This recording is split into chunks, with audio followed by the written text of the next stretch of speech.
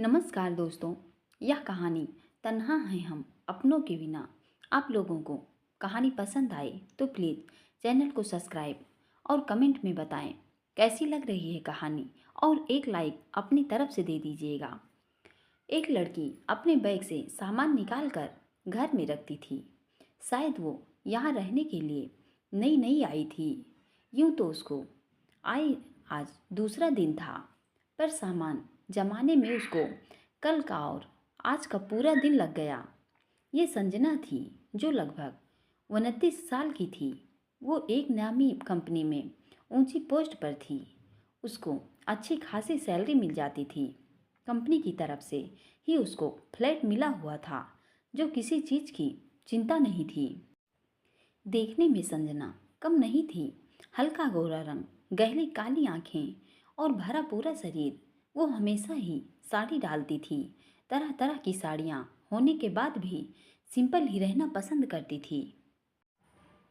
उसकी पोस्टिंग पहले कहीं और थी, पर अब यहाँ पर उसका तबादला हो गया था। इसलिए उसको जल्दबाजी में यहाँ आना पड़ा। सारा सामान ठीक से जमाने के बाद वो वहीं कमरे में लगे एक सोफे पर बैठ गई और अपने संघर्ष के बारे में सोचने लगी। यूं तो उसकी पोस्टिंग पहली बार हुई थी और आज वह खास बोरियस महसूस कर रही थी।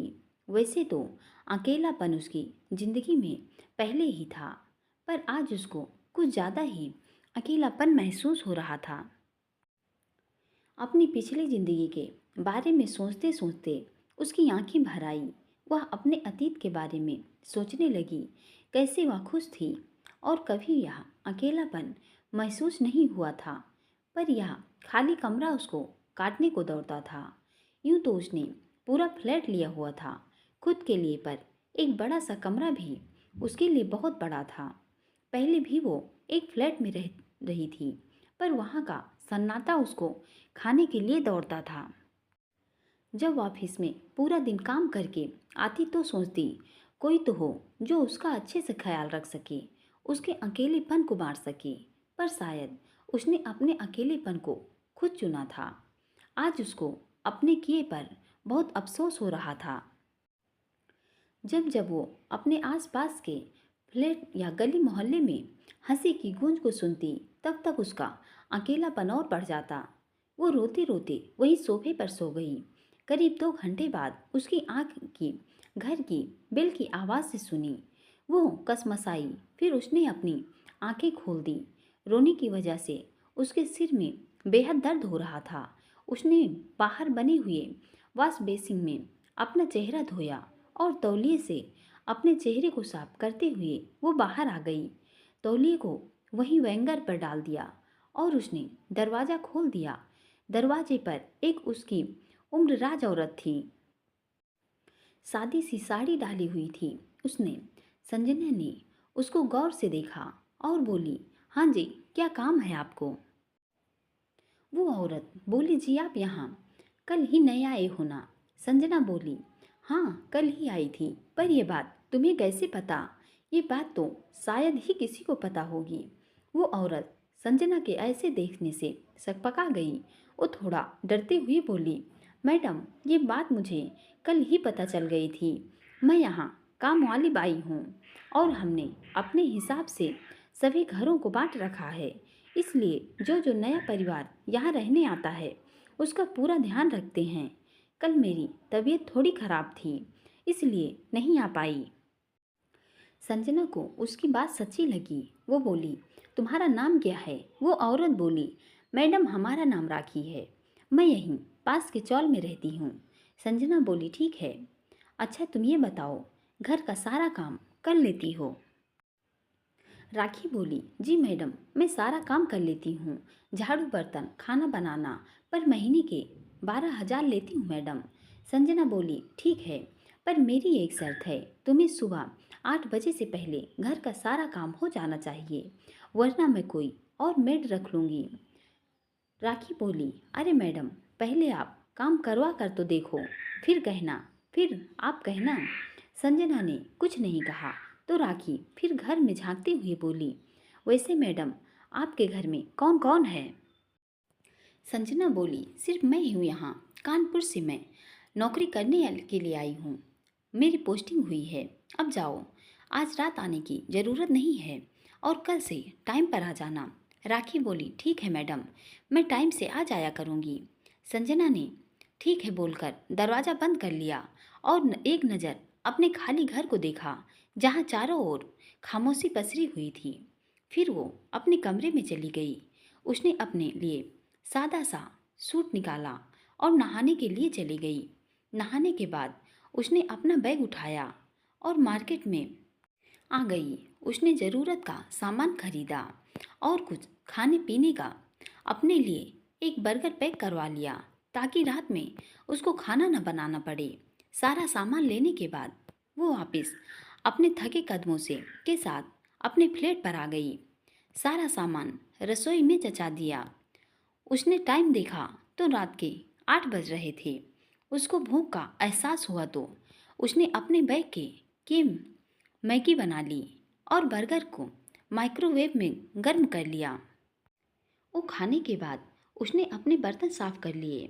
सब काम करने के बाद वो वापस बेड पर बैठ ही रही थी कि उसका फ़ोन बज पड़ा। उसने अपना फ़ोन उठा लिया।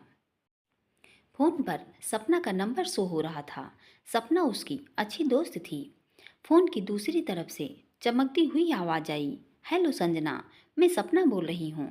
संजना भी खुश होते हुए बोली, हाँ सपना, मुझे पता है, मैंने तेरा नंबर सेव किया हुआ है। सपना बोली, ओ मुझे लगा तूने मेरा नंबर सेव नहीं किया होगा क्योंकि बहुत दिन हो चुके ना हमें बात किए हुए। तू तो अपने काम में बहुत व्यस्त रहती है। सपना ने यह बात संजना को ताना देते हुए कहा था, जो बात संजना के दिल में घर कर गई। हर कोई उसको उसकी नौकरी का ताना देता था। फिर भी वह खुद को संभाल कर बोली, और बता क्या कर रही है तू और कैसी है। उधर से सपना की भी चहकती हुई आवाज़ आई, मैं बहुत खुश हूँ। संजय, जो सपना का पति है, भी बहुत ख्याल रखते हैं मेरा, और अब तो बच्चे बड़े हो गए हैं, उनको भी संभालना पड़ता है। संजना बोली, तुझे पता है मेरी पोस्टिंग भी अब कानपुर में ही हो गई है। तू यहीं संजय के साथ कानपुर में ही रहते हैं ना। सपना बोली, हाँ यार, 2 साल हो चुके हैं मुझे यहाँ रहते हुए। वैसे कब हुई तेरी पोस्टिंग, पहले बता देती। अगर मैं फ़ोन नहीं करती तो मुझे यह भी पता नहीं चलता। एक दिन का समय निकाल कर मिल ही लेते। यह सुनकर संजना को थोड़ी खुशी हुई कि कोई तो है जो उसके अकेलेपन को दूर कर सकता है। तो बहुत खुश होते हुए बोली, हाँ हाँ, मिल लेते हैं। मैं वैसे भी कल फ्री ही हूँ। एक काम करते हैं, कल कोई अच्छी मूवी देखने चलते हैं। जो भी मूवी तू कहेगी वह देख लेंगे और थोड़ा सा टाइम भी स्पेंड कर लेंगे। यह सुनकर सपना उदास होते हुए बोली, नहीं यार, मेरे छोटे बेटे रोहित की तबीयत बहुत ख़राब है और मैं उसको ऐसे छोड़कर नहीं जा सकती। तुझे तो पता है ना, घर में कितने काम होते हैं। संजय का ऑफिस है, उसको सारा काम करके देना पड़ता है। बच्चों को काम करवाना पड़ता है। फिर इन सब के बाद मैं थोड़ा सा आराम करने के लिए समय मिलता है तो आराम कर लेती हूँ। तभी उसके बेटे की रोने की आवाज़ आती है तो सपना बोलती है, चल यार संजू, मैं बाद में बात करती हूँ, रोहित रो रहा है बहुत। यह बोलकर वह बिना संजना की बात सुने फोन रख देती है। संजना भी दुखी मन से फोन काटने वाली थी कि तभी उसको सपना की आवाज़ सुनाई दी, जो शायद किसी को कह रही थी, मैंने तो सिर्फ हाल चाल पूछने के लिए ही फ़ोन किया था, पर यह तो मेरे पल्ले ही पड़ गई। खुद तो काम करने के चक्कर में अपनी गृहस्थी छोड़ दी और अब मुझे भी बिगाड़ रही है। पर मैं इतनी पागल नहीं हूँ जो उसके लिए अपने पति को छोड़ दूँगी। खुद का घर तो कभी संभाला नहीं गया। पता नहीं लोग उसको कैसे कैसे ताने देते होंगे। पर एक नंबर की बेशरम है, फर्क नहीं पड़ता कुछ भी। पर मैं लोगों को खुद के बारे में कुछ नहीं कहने दूंगी। यह वर्ड्स सपना ने बहुत ही गुस्से में कहे थे। इसको सुनने के बाद संजना बेहद हताश हो गई। उसकी आंखों में आंसू झिलमिलाने लगे। आज उसकी अच्छी दोस्त ने भी उसको इस बात का ताना दे ही दिया था। पहले भी जो कोई उसकी दोस्त थी, उन्होंने भी एक दूसरे को बोलकर अपना पल्ला झाड़ लिया था। इसी से ही संजना को उसकी असलियत का पता चली थी। पर उनके बोलने से संजना को कोई फर्क नहीं पड़ा था जितना आज सपना के कहने पर पड़ा था। सिर्फ और सिर्फ अपने काम के चक्कर में उसने अपने परिवार को छोड़ दिया था। पर उसको कभी यह नहीं लगा था कि उसके दोस्त भी उसका साथ छोड़ देंगे, क्योंकि कभी यही दोस्त कहते थे कि यार संजना, तू तो नौकरी करने के लिए बनी है, घर गृहस्थी तेरे लिए बनी ही नहीं है। अपने ग्रुप में तो तू ही टॉपर है। अगर तू ही नौकरी नहीं करेगी तो कौन नौकरी करेगा? पहले तो तुझे ही करनी है। और जब संजना नौकरी करने लगी तो सब ने अपना अपना पल्ला झाड़ लिया। अब उसको सच में समीर की बेहद कमी महसूस होती। पर उसने हमेशा यह सोचा कि उसके दोस्त उसके साथ हैं तो उसको अकेलापन कभी महसूस नहीं होगा। पर अब हर कोई अपने अपने काम में बिजी था। किसी के पास उसके लिए कोई समय नहीं था। सपना के इन शब्दों से संजना पूरी तरह टूट गई और वह फूट फूट कर रोने लगी। उसने अपनी अलमीरा में से एक तस्वीर निकाली और उसको अपने सीने से लगा लिया। वो रोते रोते बोली, I am sorry semi, please अपनी संजू को माफ़ कर देना। जिस अकेलेपन में तुम मेरा साथ ही थे, जहाँ सिर्फ तुम्हारी आवाज़ से, तुम्हारे तुम्हारे मजाक करने से मेरा पूरा शरीर, मेरी आत्मा, मेरा रोम रोम खुशी से भर उठता था। आज वह बहुत दुखी है। तुम्हारे सहारे की, तुम्हारे बाहों की, पनाहों की बेहद सख्त ज़रूरत है। मैं अब तुम्हारे बिना एक पल नहीं रह सकती। मुझे अब कोई जॉब नहीं करनी है, मुझे बस तुम्हारे पास रहना है। वह अपने पिछले समय के बारे में सोचने लगी, जब वह अपने परिवार के साथ थी, हर वक्त समीर की बाहों की पनाहों में थी। कभी उसको अकेलापन महसूस नहीं हुआ था। वह हर वक्त उसकी हंसी घर में गूंजती थी। पर आज उसके साहस सिर्फ और सिर्फ खामोशी और दुख ही हाथ आया था। उस फ्लैशबैक पहले की कहा बात। संजना अपनी फ्रेंड सपना के साथ कॉलेज से घर लौट रही थी। शुरू से ही वह पढ़ाई में बहुत अच्छी थी। वह फिलहाल MBBA कर रही थी। उसका यह सपना था वह एक अच्छी कंपनी में काम करे। पढ़ाई में अच्छी होने के कारण उसके बहुत से फ्रेंड थे। उसको अपने घर में भी किसी भी चीज़ की कमी नहीं थी। अपने माता पिता की इकलौती बेटी होने के कारण जब जब वह कॉलेज से घर आई तो उसकी मम्मी उसको दरवाजे पर खड़ी हुई मिली। संजना अंदर आई और बोली, मम्मा आज आप मेरा ही इंतजार कर रहे थे क्या? पहले तो आपने कभी नहीं किया, आज कौन सा स्पेशल दिन है? संजना की मम्मी बोले, बेटा अंदर लड़के वाले बैठे हुए हैं, वह तुम्हें देखने के लिए आए हैं। इस पर संजना नाराज हो गई और वह नाराजगी से बोली, मम्मी आपको तो पता है ना, मुझे अभी शादी नहीं करनी है, मुझे अपना करियर बनाना है, कुछ बनना है, कुछ सपने हैं मेरी ज़िंदगी में जो शादी करने के बाद तबाह हो जाएंगे, पर मैं उनको बर्बाद होता हुआ नहीं देख सकती। लड़के वालों के सामने बिल्कुल नहीं जाऊंगी, बस यही आखिरी फैसला है मेरा। तभी संजना के पापा की आवाज़ आई। उनकी आवाज़ रूपदार और गुस्से से भरी हुई थी। संजू, मुझे इस बात पर कोई बहस नहीं चाहिए। मैं तुम्हारी शादी करके अपनी जिम्मेदारी से मुक्त होना चाहता हूँ। मैंने तुम्हें इतना पढ़ा दिया, उसके लिए तुम्हें हमारा शुक्रगुजार होना चाहिए, क्योंकि हमारे परिवार में कोई भी इतना पढ़ा नहीं हुआ है। संजना बोली, पर पापा, मेरे सपने, उनका क्या होगा? आपको तो पता है मुझे कुछ करना है अपनी ज़िंदगी में, वरना मैं खुद भी इतना नहीं पढ़ती। संजना के पापा बोले, होने वाले दामाद जी एक बहुत बड़ी कंपनी में काम करते हैं। अगर उनकी इच्छा होगी तो वह तुम्हें आगे पढ़ा लेंगे और नौकरी भी दिलवा देंगे। पर अब तुम मुझसे कोई उम्मीद मत रखना। तुम्हारी शादी इस लड़के से ही होगी और यह मेरा आखिरी फैसला है। और अगर तुम्हें यह शादी नहीं की तो मेरा मरा हुआ मुंह देखोगी। यह सुनकर संजना ने अपने मुंह पर हाथ रख लिया और बेआवाज रोने लगी। संजना के पापा यह बोलकर चले गए। संजना अपनी मम्मी की तरफ मुड़ी तो बोली, मम्मी क्या आप भी चाहते हैं मैं शादी करूं? एक शादी के लिए अपने सपनों की कुर्बानी दे दूं? क्या एक लड़की की हैसियत शादी तक ही होती है? क्या आपको कोई हक नहीं है वह अपने सपनों को पूरा कर सके? अगर मैं एक लड़का होती तभी मेरे सपने पूरे होते क्या? इसमें मेरी क्या गलती है? मैं एक लड़की हूँ। आप समझते क्यों नहीं हैं? संजना की मम्मी बोली, बेटा मैं तो तेरे पापा के फैसले से बंधी हुई हूँ। अब ये तेरे पापा का फैसला है। अब तुझे क्या करना है तू कर। मैं ना तेरे पापा को कुछ बोल सकती हूँ ना तुझे। अगर तेरे पापा ने तेरे लिए कोई फैसला लिया है तो वो कुछ सोच समझ कर ही लिए होंगे। तू हमारी इकलौती बेटी है। अगर तू ही हमारी बात नहीं मानेगी तो कौन मानेगा? संजना ये सुनते ही रोते हुए अंदर भाग जाती है।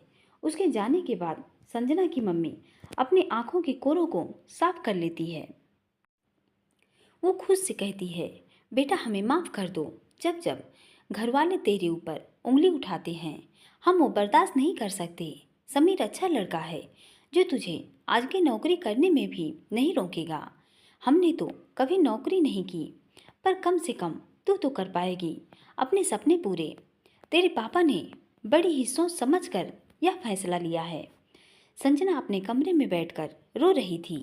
वो बोली, पापा क्यों आप मेरी बात समझ नहीं रहे हो? मुझे नहीं करनी कोई शादी वादी। पर अपने अपनी कसम अपने मरने की बात क्यों कही? क्या किसी लड़की के लिए उसके पापा से बढ़कर कोई होता है क्या?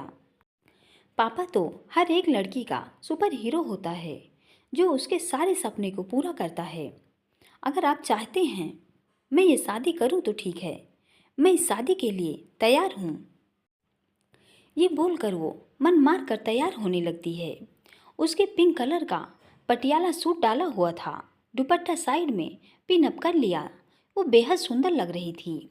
तभी उसकी मम्मी आई और बोली, हो गई क्या बेटा तैयार? नीचे सब तेरा ही इंतजार कर रहे हैं। ये सुनकर संजना की आंखों में एक बार फिर नमी आ गई। वो खुद को संयमित करके बोली, हाँ मम्मी मैं तैयार हो गई। बिल्कुल ऐसे ही जैसे आप हमेशा से चाहती थी। हमेशा पैंट शर्ट में दिखने वाली लड़की ने आज सलवार सूट डाला हुआ था। ये देखकर एक बार फिर संजना की मम्मी की आंखें भर आई। वो अपनी आंख से काजल निकालकर संजना के कान के पीछे लगाती हुई बोली, बेहद प्यारी लग रही हो मेरी बच्ची। चल जल्दी जल्दी चल वरना तेरे पापा गुस्सा होंगे। संजना और उसकी मम्मी नीचे आ जाती हैं। उनको देखते ही संजना के पापा बोलते हैं, ये लो भाई साहब संजना आ गई। वो कुल मिलाकर 3 लोग थे। समीर, समीर की मम्मी, समीर के पापा। समीर भी उनका इकलौता बेटा था। समीर की धड़कन तेज हो जाती है संजना को देखते ही। आखिर वो लग ही इतनी प्यारी रही थी। समीर ने एक नज़र संजना को देखकर अपनी गर्दन झुका ली। वो नहीं चाहता था संजना उसको इस तरह मवालियों का बर्ताव करते हुए देखे। सुनीता जी को संजना का बिहेवियर बहुत पसंद आया क्योंकि संजना ज़्यादा कुछ बोल नहीं रही थी। वो इतना ही बोलती जितना ज़रूरी होता, बल्कि उसकी शरारत करती हुई आंखें साफ कुछ और कह रही थी।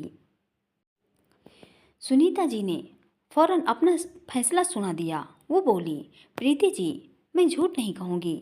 मुझे मेरे बेटे के लिए ऐसी ही लड़की चाहिए थी जो खुद कम बोले पर उसकी आँख उसकी सब बातें बता सके। समीर थोड़ा रिजर्व टाइप का है तो हम उसके लिए वैसे ही लड़की ढूंढ रहे थे जो उसको समझ सके और हमारी तलाश आज खत्म हो गई। क्यों जी? वो अपने पति यानी समीर के पापा को बोलती हैं। राकेश जी बोले, हाँ भाई साहब हमारी तरफ से तो रिश्ता पक्का है। आप अपनी राय बता दीजिए। अपनी मम्मी पापा की बात सुनकर समीर की आंखें भी जल उठी। आखिर उसकी भी संजू एक नज़र में भी भाग गई थी। उसने एक नज़र संजना को देखे जो चुपचाप नीचे की तरफ देख रही थी। उदासी उसके चेहरे पर साफ झलक रही थी। ये देखकर एक बार तो समीर को लगा शायद वो इस रिश्ते के लिए खुश नहीं है, पर उसने सोचा शायद वो अभी अभी शर्मा रही होगी, इसलिए उसने कुछ नहीं कहा और चुपचाप बैठ गया। अमन जी जो संजना के पापा थे, बोले, भाई साहब, हमें भी समीर हमारी बेटी के लिए बहुत पसंद हैं, न बोलने का सवाल ही नहीं होता।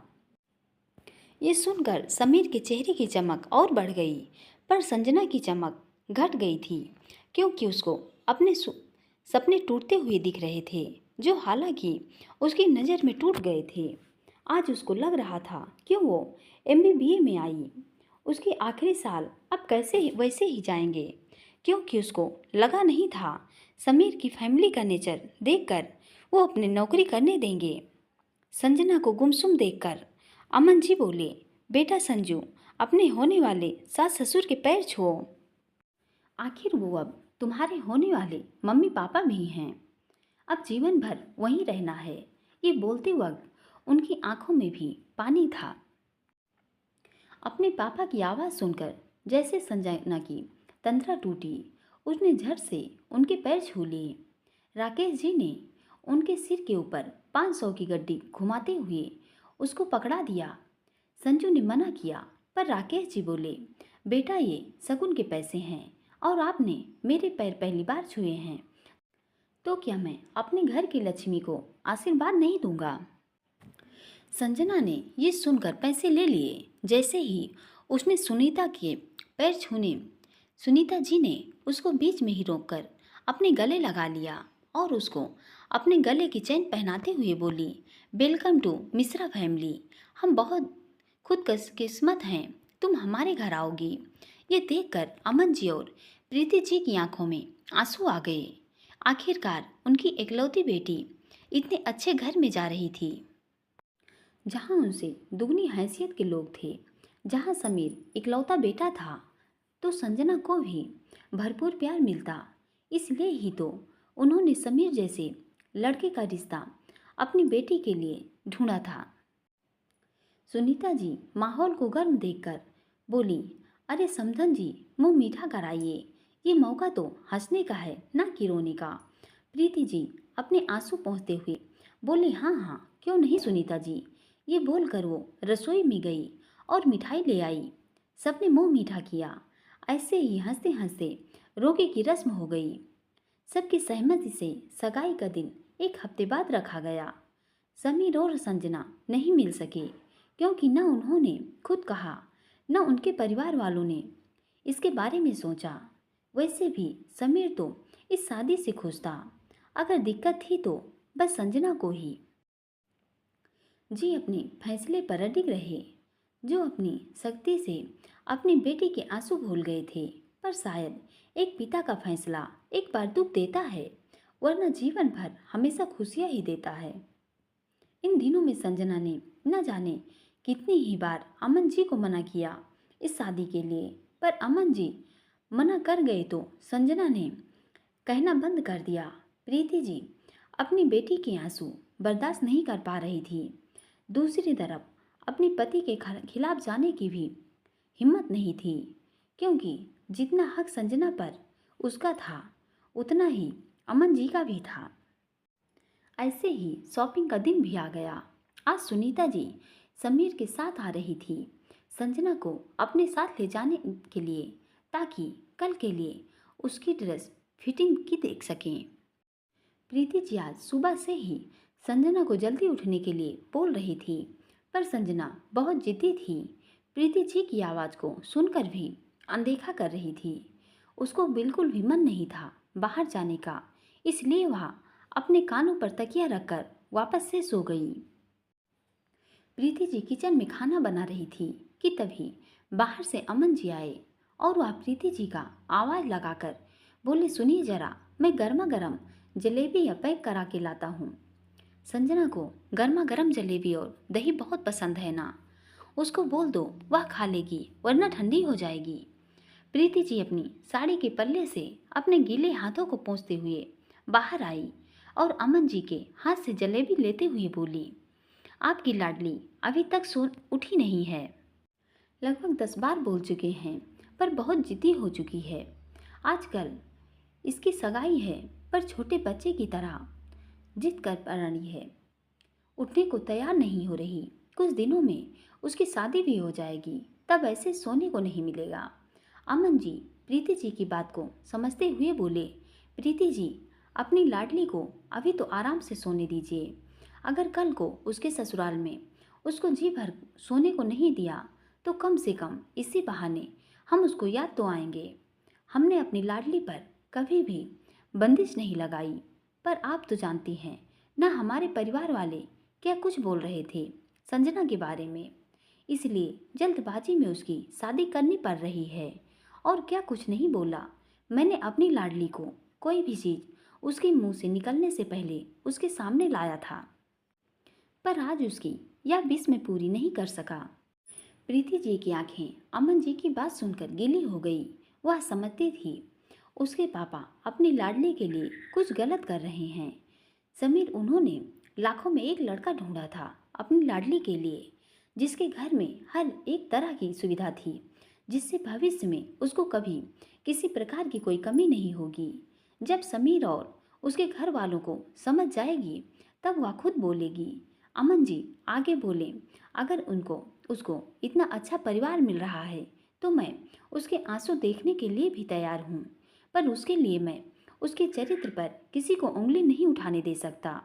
मेरी लाडली ने मेरा सिर हमेशा गर्व से ऊंचा किया है, पर आज मेरा कर्तव्य है मैं अपनी लाडली को किसी के सामने झुकने नहीं दूं। और देखना प्रीति जी, जब जब मेरी लाडली ससुराल से यहाँ आएगी उसके चेहरे की चमक आपको साफ बता देगी वह समीर के साथ कितनी खुश है। समीर आज के युग का लड़का है जो उसकी पढ़ाई पर भी बंदिश नहीं लगाएगा, बल्कि वह खुद उसको बोलेगा अपनी पढ़ाई घर के काम धाम में बात मत करो, बल्कि आगे पढ़ो और नौकरी करो। प्रीति जी बोली, यह तो आप बिल्कुल सही बोल रहे हैं।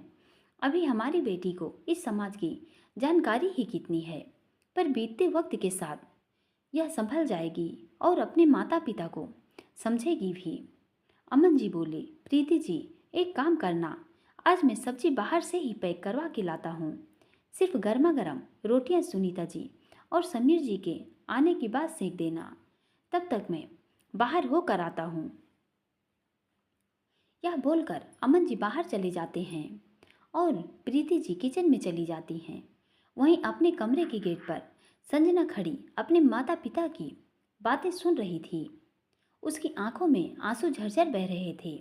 कितनी पागल थी वह जो सोच रही थी कि उसके मम्मी पापा को उसके फ्यूचर की कोई चिंता नहीं है, पर उन्होंने तो उसे आगे की प्लानिंग कर रखी थी। उसको अपने ताऊ ताई चाचा चाची के दिए हुए ताने याद आने लग गए, जो उसको कॉलेज में ही एडमिशन लेने के बाद सुनने को मिलते थे। कितने ही ताने, कितनी ही बातें अमन जी इग्नोर करते थे और अपनी लाडली पर विश्वास करके उसको बाहर भेजते थे। संजना ने भी अपनी इज्जत में कोई कमी नहीं आने दी। शायद उन सब के दिए हुए ताने ही उसको आगे बढ़ने में मदद करते थे। उसकी कही हुई बातें उसके हौसले को बढ़ा देती थी। सिर्फ इसी वजह से वह आज MBBA के आखिरी साल में थी और हमेशा अपने क्लास में फर्स्ट पर आती थी। आज अमन जी का यह रूप देखकर उसको यकीन हो गया था कि उसके माँ बाप कभी अपने बच्चे के लिए गलत नहीं हो सकते। जहाँ तक बच्चों की सोच खत्म हो जाती है, शायद वहाँ से माँ बाप अपने बच्चों के लिए सोचना शुरू करते हैं। फिर भी संजना तो अपने माता पिता की इकलौती औलाद थी। संजना वॉशरूम में आई और उसने अपने चेहरे को अच्छे से धोया और किचन में जाकर प्रीति जी को पीछे से गले लगा लिया। वह चहकते हुए बोली, क्या कर रही हैं मदर इंडिया? आज आपने मेरे लिए आलू के पराठे नहीं बनाए। जब तक यहाँ हूँ तब तक तो आप मुझे आलू के पराठे खिला ही सकती हैं ना। और आज कल पापा ने मेरे लिए गर्मा गर्म जलेबी लाना बंद कर दिया। प्रीति जी ने जब ये बात संजना के मुंह से सुनी तो उनकी आंखों में आंसू आ गए, क्योंकि बहुत दिनों बाद संजना की चमकती हुई आवाज़ सुनी थी।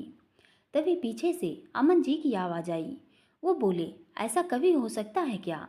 मैं अपनी प्रिंसेस के लिए उसकी पसंदीदा मनपसंद चीज़ न लेके आऊँ? अभी थोड़ी देर पहले ही लेके आया था। संजना अपने पापा की बात सुनकर इमोशनल हो गई। वो भागकर अपने पापा के गले लग गई और रोने लगी। वो रोते हुए बोली, आई एम सॉरी पापा, मैंने आपको गलत समझा। आप मेरे बारे में कितना अच्छा सोचते हैं और मैं आपको गलत समझ बैठी। मैं ये शादी करने के लिए तैयार हूँ, बस आप नाराज मत होइएगा। अमन जी उसकी बात सुनकर भावुक हो उठे। वो संजना को गले लगाते हुए बोले, बेटा मैं तुमसे नाराज नहीं हूँ, बस एक बार समीर को मौका देकर देखो, वो सच में बहुत अच्छा है। एक बार उसको समझने की कोशिश करो। संजना कुछ नहीं बोली, उसके हाँ में सर हिला दिया। प्रीति जी बोली, सुनिए आप जल्दी से सब्जी ले आओ। सुनीता जी और समीर कभी भी आने वाले हैं। और संजू बेटा तुम तैयार हो जाओ, और हाँ जो आसमानी सूट है तुम्हारा वो ही पहनना आज, बहुत खूबसूरत लगोगी। आखिर पहली बार तुम बाहर जा रही हो। दामाद जी और अपनी सासू माँ के साथ बोलते हुए उनका गला भराया। संजना और अमन जी समझ गए, वो अगर इस वक्त प्रीति जी के पास जाते तो शायद वो रोने लग जाती। इसलिए अमन जी बाहर चले गए और संजना अपने रूम में वो जा ही रही थी, तभी उसकी अपनी जलेबी याद आई तो उसने 2-3 जलेबी एक साथ उठाकर खाने लगी। प्रीति जी बोली, अरे बेटा ज़्यादा गर्म जलेबी खाने से मुंह में छाले हो जाते हैं। कितनी बार कहा है तुझे, जरा फूंक मार कर खा। वो वहाँ से जाती हुई संजना जी की आवाज़ आई, मम्मा आपको पता है ना, मुझे गरम जलेबी ही पसंद है। प्रीति जी रसोई के काम से फारिग ही हुई थी कि तभी समीर की गाड़ी की आवाज़ आई, जो प्रीति जी भागकर बाहर आई और संजना को आवाज़ लगाती हुई बोली, बेटा जल्दी तैयार हो जा, वो सब लोग आ गए हैं। वो बाहर जाकर समीर और सुनीता जी से मिली, फिर वो सब अंदर आ गए। तब तक अमन जी भी आ गए थे। उन्होंने गर्मा गर्म छोले और मटर पनीर की सब्जी रसोई में रखी और उनकी आवभगत की। प्रीति जी ने चाय नाश्ते का इंतजाम किया। तब तक वहाँ संजना आ गई। उसने पहले सुनीता जी के पैर छुए। सुनीता जी ने संजना के माथे को चूम लिया और बोली, बेहद सुंदर लग रही हो बेटा, आओ हमारे पास बैठो। तो सब वहीं बैठ गए। सुनीता जी बोली, बेटा आज कॉलेज की छुट्टी थी, यह तुमने छुट्टी ली क्योंकि हमने भाई साहब को पहले बोल ही दिया था। जिस दिन संजू की कॉलेज की छुट्टी होगी उसी दिन सगाई की शॉपिंग के लिए जाएंगे। हम समीर की तरफ तुम्हें भी नौकरी करते हुए देखना चाहते हैं। संजना ये सुनकर परेशान हो गई। उसने मन ही मन सोचा, मैं तो एक हफ्ते से कॉलेज नहीं जा रही क्योंकि मुझे लगता था शादी के बाद जॉब तो करनी नहीं है तो आगे की पढ़ाई का क्या फ़ायदा। वो सोच में पड़ गई, क्या जवाब दे। तो प्रीति जी बोली, नहीं नहीं बहन जी, कैसी बात कर रहे हैं, हमारी संजू कभी कॉलेज बंद नहीं करती, आज उसकी छुट्टी थी तभी आपको कहा था। ये सुनकर सुनीता जी निश्चिंत हो गई। वहीं समीर की नज़र संजना से नहीं हट रही थी। बार बार संजना के खुले बाल जो उसके चेहरे पर आ रहे थे, उसके चुप होंठ और बोलती हुई आंखें समीर को उसकी तरफ खींच रही थी। खुले बाल, आंखों में काजल, बस इतना ही, फिर भी बहुत सुंदर लग रही थी। समीर ने एकटक देखने की वजह से संजना को भी ये महसूस हो गया था। समीर उसकी तरफ देख रहा था। उसने भी समीर की तरफ देखने के लिए आंखें उठाई पर तभी अमन जी की आवाज़ सुनाई दी। अमन जी बोले, बेटा आपकी कब तक छुट्टी ली है, कब तक जाने वाले हैं वापस दिल्ली। समीर बोला, ओ अंकल मैंने 1 हफ्ते की छुट्टी ली है, 5 दिन और रहते हैं छुट्टी के, उसके बाद वापस चला जाऊंगा। ये बोलकर समीर चुप हो गया और अपना चेहरा झुका कर बैठ गया। समीर की नरम और धीमी आवाज़ से संजना खुद को समीर को देखने से रोक नहीं पाई। उसने तुरंत समीर की तरफ देखा जो अपनी नज़रें झुका कर बैठा हुआ था। समीर ने आज लकली स्काई शर्ट और ब्लैक जीन डाली हुई थी। उसका कसा बदन शर्ट में साफ दिख रहा था। हल्का गोरा रंग, हल्की हल्की दाढ़ी और नसीली हल्की ब्लू आंखें। समीर भी बहुत हैंडसम था। ऊपर से उसका शांत स्वभाव बहुत पसंद आता था सबको। समीर को देखते ही संजना की धड़कनें तेज हो गई। आज तक उसने कभी किसी लड़के को आंख उठाकर नहीं देखा था, इसलिए संजना का ये हाल था। प्रीति जी ने उनको खाना खिलाया और फिर बाहर आ गए क्योंकि शॉपिंग के लिए भी जाना था। सुनीता जी ने संजना को समीर के बगल में बिठा दिया और फिर प्रीति जी को बोली, बहन जी, शाम तक संजना घर आ जाएगी हमारे साथ। आप चिंता मत कीजिए, अब संजना हमारी जिम्मेदारी है।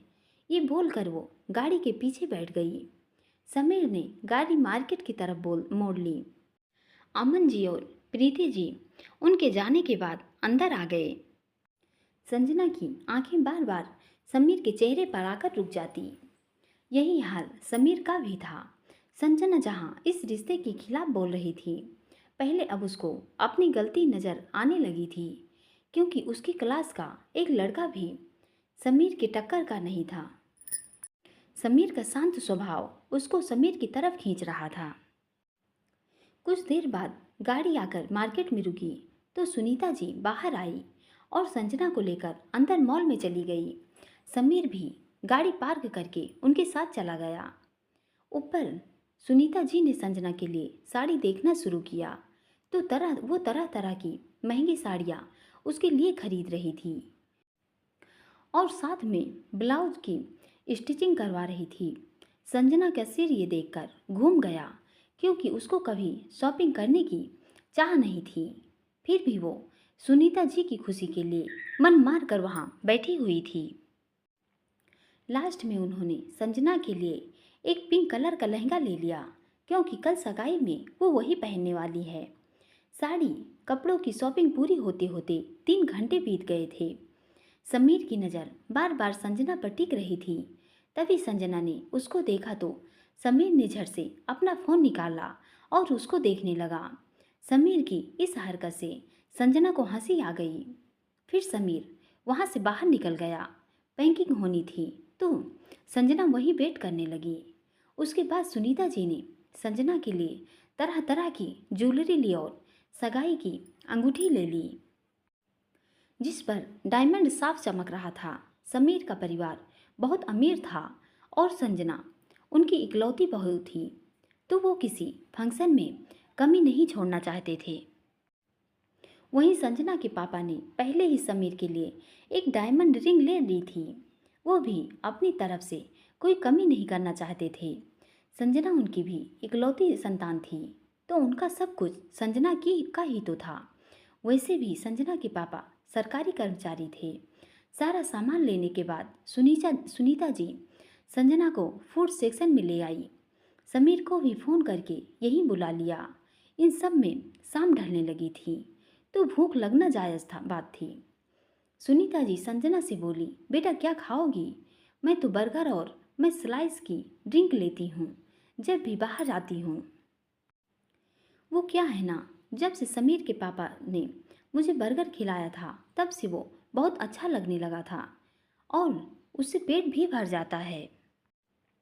संजना बोली, आंटी मुझे भूख नहीं है, आप खा लो, मुझे कुछ नहीं खाना।